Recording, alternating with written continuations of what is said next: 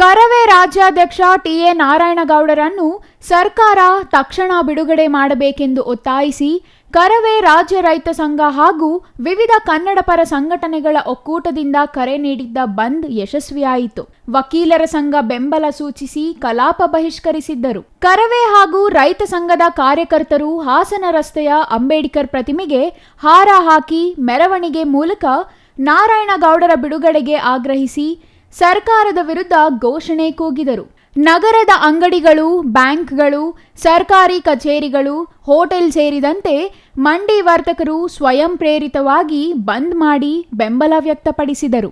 ಶಾಲಾ ಕಾಲೇಜು ಗಾರ್ಮೆಂಟ್ಸ್ಗಳು ಮೊದಲೇ ರಜಾ ಘೋಷಿಸಿದ್ದರಿಂದ ಜನಸಾಮಾನ್ಯರ ಓಡಾಟ ವಿರಳವಾಗಿತ್ತು. ಪಿಪಿ ವೃತ್ತದಲ್ಲಿ ಮಾತನಾಡಿದ ಕರವೇ ಹಾಸನ ಜಿಲ್ಲಾಧ್ಯಕ್ಷ ಮನುಕುಮಾರ್, ಕರ್ನಾಟಕದಲ್ಲಿ 65% ಕನ್ನಡ ನಾಮಫಲಕ ಅಳವಡಿಸಬೇಕೆಂದು ಕಾನೂನು ಇದ್ದರೂ ಇದನ್ನು ಧಿಕ್ಕರಿಸಿ ಆಂಗ್ಲ ಭಾಷೆ ನಾಮಫಲಕ ಅಳವಡಿಸಿರುವುದನ್ನು ಖಂಡಿಸಿ ಕರವೇ ಬೆಂಗಳೂರಿನಲ್ಲಿ ಪ್ರತಿಭಟನೆ ನಡೆಸಲು ಹೋದಾಗ ರಾಜ್ಯಾಧ್ಯಕ್ಷ ನಾರಾಯಣಗೌಡರನ್ನ ಬಂಧಿಸಿ ಜೈಲಿಗೆ ಕಳಿಸಿರುವುದು ಸರ್ಕಾರದ ಕನ್ನಡ ವಿರೋಧಿ ನೀತಿಯಾಗಿದೆ ಎಂದು ಆರೋಪಿಸಿದರು. ತಾಲೂಕು ಅಧ್ಯಕ್ಷ ಹೇಮಂತ್ ಕುಮಾರ್ ಮಾತನಾಡಿ, ಸರ್ಕಾರಗಳು ಭಾಷೆಯ ವಿಚಾರವಾಗಿ ಗಡಿ ಸಮಸ್ಯೆಗಳನ್ನು, ನೀರಾವರಿ ಹಂಚಿಕೆ ವಿಷಯಗಳನ್ನು ಬಗೆಹರಿಸದೆ ಕನ್ನಡಿಗರಿಗೆ ದ್ರೋಹ ಮಾಡುತ್ತಿವೆ. ಕರ್ನಾಟಕದಲ್ಲಿ ಕನ್ನಡಿಗನೇ ಸಾರ್ವಭೌಮ ಎಂದು ಹೋರಾಟ ಮಾಡುತ್ತಾ ಕರ್ನಾಟಕದಲ್ಲಿ ಕನ್ನಡದಲ್ಲಿ ನಾಮಫಲಕ ಅಳವಡಿಸಿ ಎಂದು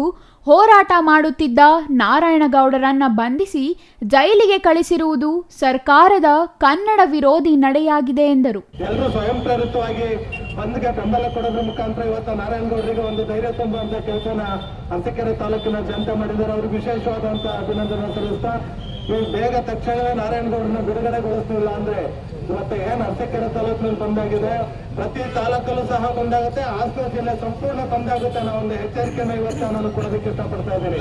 ರೈತ ಸಂಘದ ಜಿಲ್ಲಾ ಉಪಾಧ್ಯಕ್ಷ ಬೋರನಕೊಪ್ಪಲು ಶಿವಲಿಂಗಪ್ಪ, ದಲಿತ ಸಂಘರ್ಷ ಸಮಿತಿಯ ತಾಲೂಕು ಉಪಾಧ್ಯಕ್ಷ ಮಂಜುನಾಥ್, ಕರವೇ ಮಹಿಳಾ ಘಟಕದ ಜಿಲ್ಲಾಧ್ಯಕ್ಷೆ ರೇಖಾ ಮಾತನಾಡಿದರು. ಮಂಜುನಾಥ್, ಚಂದ್ರಶೇಖರ್ ಬಾಬು, ಅರುಣ್ ಕುಮಾರ್ ಹಾಜರಿದ್ದರು. Chandru Yadav, CTV news, Arsikere.